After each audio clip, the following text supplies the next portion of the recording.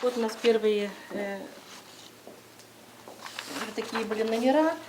Вот такой у нас был дизайн. Здесь мы полностью показываем, как молодежь вот работала. Редактор газеты Алсу Сагитова показывает подшивку с первыми выпусками газеты «Инарыш». Издание было создано по решению Тюменского облисполкома в 1990 году. Это было время становления национально-культурного движения. Газетные публикации рассказывают о строительстве первых мечетей в области, о создании фольклорных коллективов, об учителях.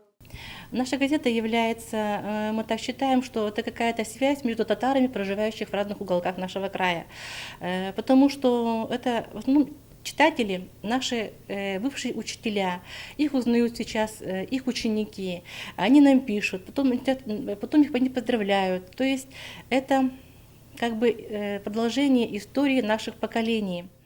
Журналисты газеты «Инарыш» каждый день ведут летопись о татарах, проживающих в Тюменской области. В рубриках «Родник любви», «Семейный огонек», «Родной язык» авторы рассказывают о судьбах, проблемах, достижениях и подвигах татарского народа, публикуют главные областные новости. Мы часто объезжаем татарское население, деревни, где живут татары. Там встречаемся с достойными людьми, семьями, отражаем их жизнь в своих материалах. Очередная встреча клуба читателей газеты «Инарыш» посвящена праздничной дате. 24 года в Тюмени выходит областная татарская газета. Из них более 10 лет читательский клуб собирается почти в неизменном составе. Это внештатные корреспонденты газеты «Инарыш», писатели и литературоведы. На повестке дня обсуждение публикаций развития татарской литературы. За 10 лет не без участия газеты «Инарыш» каждый из авторов выпустил по несколько книг.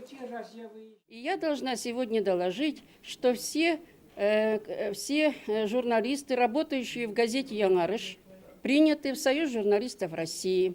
Люция принята в Союз журналистов Татарстана. Я принята как переводчик романа Занкиева «Ялкында Тюльган Махапет». Я принята в Союз писателей Татарстана. И каждый из членов кружка выпустил по 7 книг. За 24 года газета «Инарыш» стала любимым чтивом татар Тюменской области. 3500 экземпляров каждую неделю доставляют в самые разные уголки Тюменской области. На сегодня это единственное печатное издание в регионе на татарском языке. София Хайруллина, Рамиль Нигматуллин, ТНВ, Тюмень.